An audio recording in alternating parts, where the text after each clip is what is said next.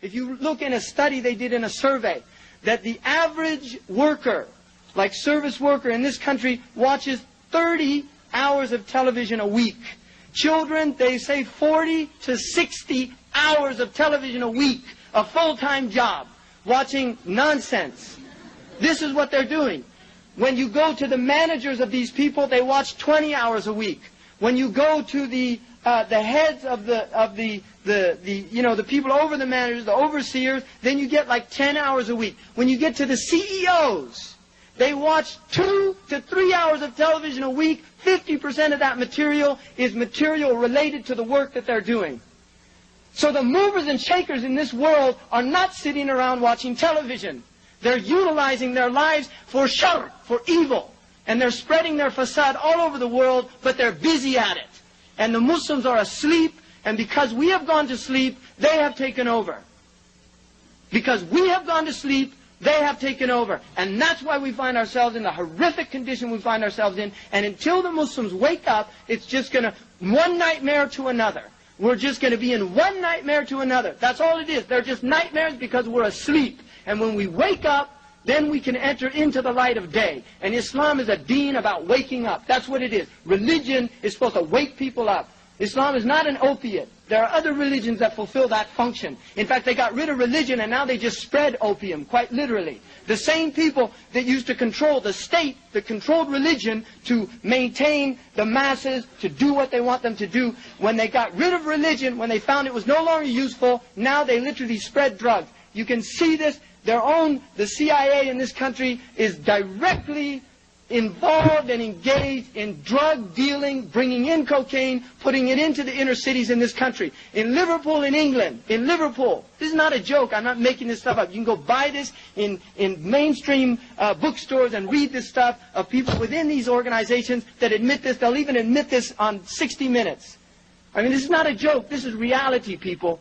There are people that want to keep you asleep. If they don't use the drugs of white powder, they'll use the drug of television, they'll use the drug of their mass media, they'll use all these drugs, but they're going to keep you asleep because they fear the day that you wake up. That's what they fear. And you should be very well aware of that. Because Allah subhanahu wa ta'ala told us this in the Quran.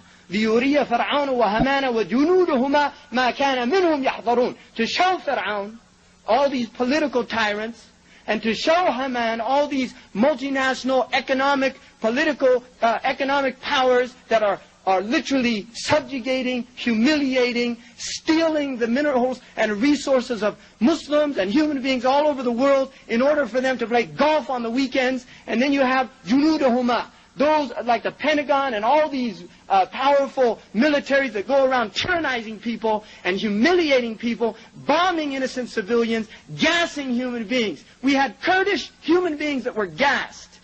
Be aware of that, people. Kurdish human beings living in villages, mothers with their babies gassed by these people. This is how they feel about human beings. This is how they feel about it. Those gas bombs weren't made in those countries. They're made by the same people that bring good things to life. And this is not a joke. This is reality, people. This is reality. And if you don't like it, go back to sleep. But this is reality. You're all adults and you better start just being aware of what kind of world we're living in and what we have to do to make some changes. Because the changes aren't going to come around if we just keep sleeping along, dozing along, putting on the snooze button. Because the alarm clock keeps going off. Allah has given us enough warnings and we just sit around. But Allah says that He promises to show Fir'aun, Haman, and his armies what they were fearing from these people. You see, when the day that they wake up, the day that they say we're not going to take any more. I mean, this is what has to happen. But if we stay in this state of just taking in all these things and believing all the lies and going on as if nothing's going to get better and change, Muslims, we don't despair. Muslims are not people of despair. This is not our deen. We're people of hope. We're people of Allah subhanahu wa ta'ala. Allah is our Mawla. Allah is our Mawla, and we should be aware, La hawla wa la quwwata illa billah. There is no strength and no power except by Allah subhanahu wa ta'ala. I mean, this is it. This is reality. And I really hope that all of you, including myself, and I include myself in every talk that I give because I need my own advice as much as anybody else, that we have to become people of jid, of seriousness, people that are worthy of this deen. People that are worthy of this deen. If you read the stories of those who went before us, when they asked them, what was Ibn Umar like? They asked Nafi', the servant of Ibn Umar, what was he like? Wallahi la tutiqunahu. The man said, don't ask me about it, because you'll never do what he did. They said, well, what did he do? He said he did wudu for every prayer. And between the prayers, he was either occupied in important matters or reciting the Qur'an. These were people of depth and seriousness. They weren't frivolous people. They went and they literally spread this deen to the ends of the earth. And this is not pie-in-the-sky rhetoric.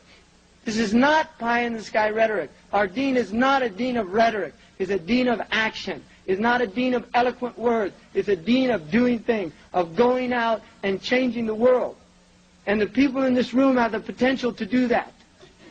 The people in this room, you have the potential to do that if you're willing to rise up to the level of the deen. But if you choose to remain in your sleep, in your somnambulate states, if we choose all to just carry along, mosey along, go to the mall, become consumers until we're consumed, right? Born to buy, the one with the most toys in the end wins, right? He still dies, right?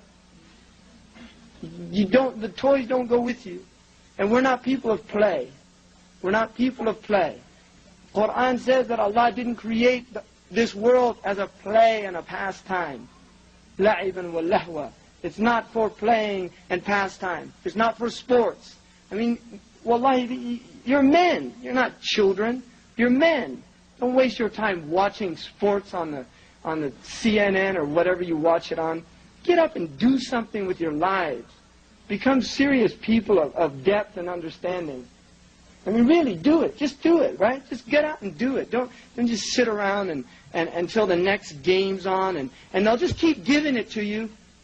They'll give it to you. They'll give you football, and then they'll give you baseball, and then they'll give you basketball, and then they'll give you football again, and then they'll give you baseball, and then they'll give you basketball. They'll keep churning out the songs for you, one after another. They'll bring the new pop stars. They'll bring the new actresses with the beautiful faces. They'll bring the new designs, the latest fashion, the latest fad. They'll just keep doing it for you. They'll keep churning it out as long as you keep eating it up and buying it. The day that you turn it off is the day that you have overcome them. That is the day that we have had victory. The day that we say we turn it off, we turn all this rubbish off, that's the day that we have victory. But until that day comes, we're just going to go from one nightmare to another. As an ummah, we need to rise up to the level of this deen. أقول قولي هذا واستغفر الله لي ولكم. السلام عليكم.